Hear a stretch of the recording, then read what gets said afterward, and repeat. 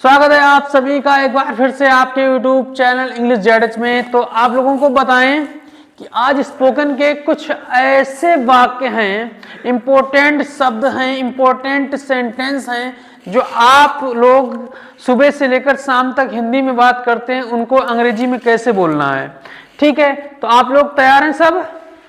ठीक है, तो आइए सबसे पहले आपको बताते हैं, जब कभी भी आप ऐसे शब्द बोलते हो, ऐसी लाइन बोलते हो, ऐसा वाक्य बोलते हो, इस सम्मान के लिए धन्यवाद, जब कभी भी आप लोग ऐसा सेंटेंस बोलते हैं हिंदी में, तो उसको अंग्रेजी में कैसे बोलना है? आप कह सकते हो thanks for this honour, thanks for this honour, इस सम्मान के लिए धन्यवाद।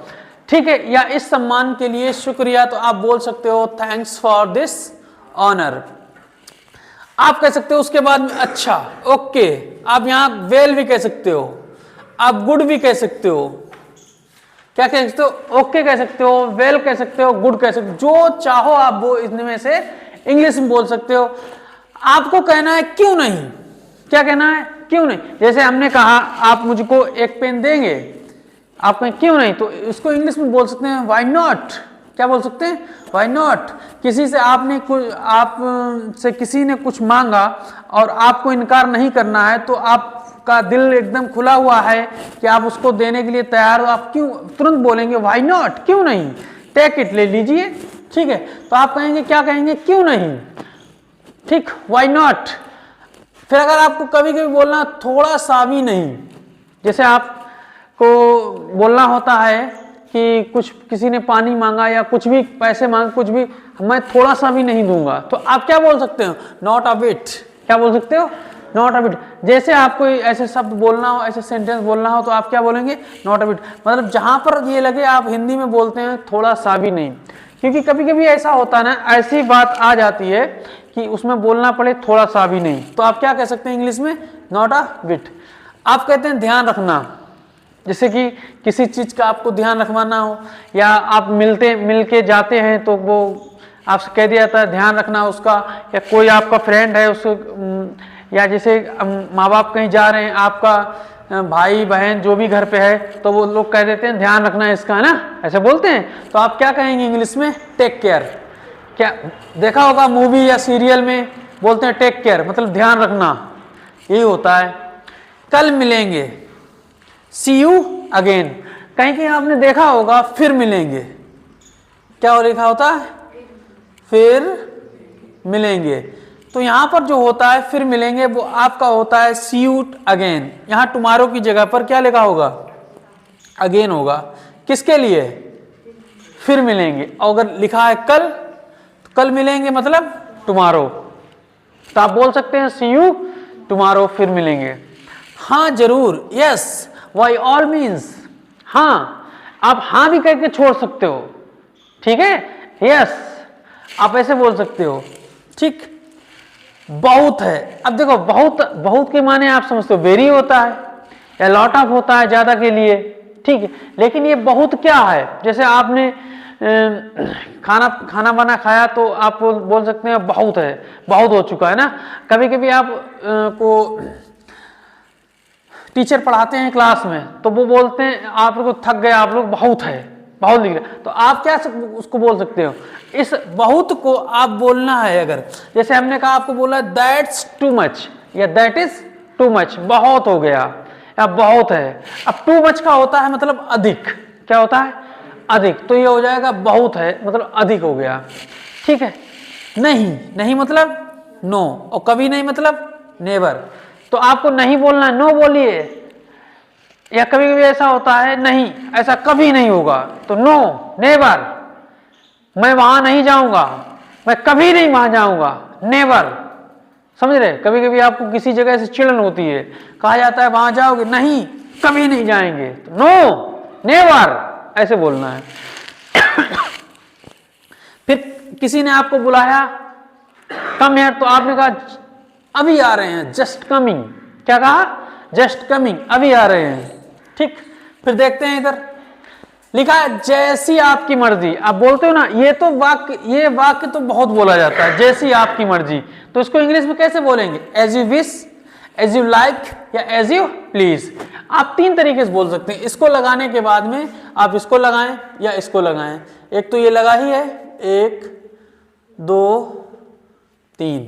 आप बोल सकते हैं एज यू विश बोले, एज यू प्लीज बोले या एज यू लाइक बोले, जैसी आपकी मर्जी। इसकी हिंदी और इंग्लिश ये होगी। आया समझ में? ये तो ज्यादा बोला ही जाता है।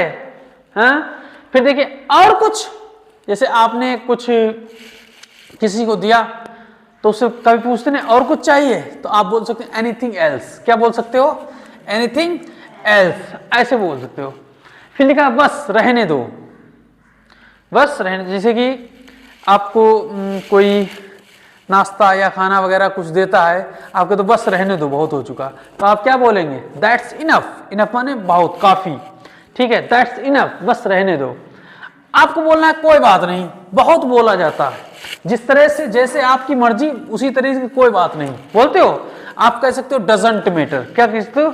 Doesn't matter. अगर इसको ऐसे नहीं बोलना है, मैटर होगा, ऐसे नहीं बोलना, आप बोल सकते हो मेंशन नॉट। क्या बोल सकते हो? मेंशन नॉट, ठीक है। ये न्यूजीलैंड में ज्यादा इस्तेमाल किया जाता है। कहाँ? न्यूजीलैंड में। और ये वाई नॉट जो शब्द है, इसका भी इस्तेमाल न्यूजीलैंड में बहुत किया जाता है। अब बताइए न्यूजीलैंड की इंग्लिश तुम पढ़ रहे हो, समझ रहे हो? अभी एक बात, अभी और बताएंगे एक बात, तो आपको जो अच्छा लगे कोई बात नहीं। ऐसा हिंदी बोला जाता, बहुत बोला जाता है। अगर इंग्लिश में बोलना है तो क्या आप कहोगे? डजंट मैटर या मेंशन नॉट? तो कौन से अच्छा लग रहा है?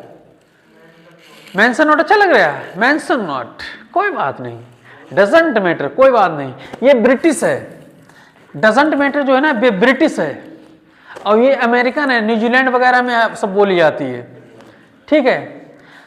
कोई खास बात नहीं है।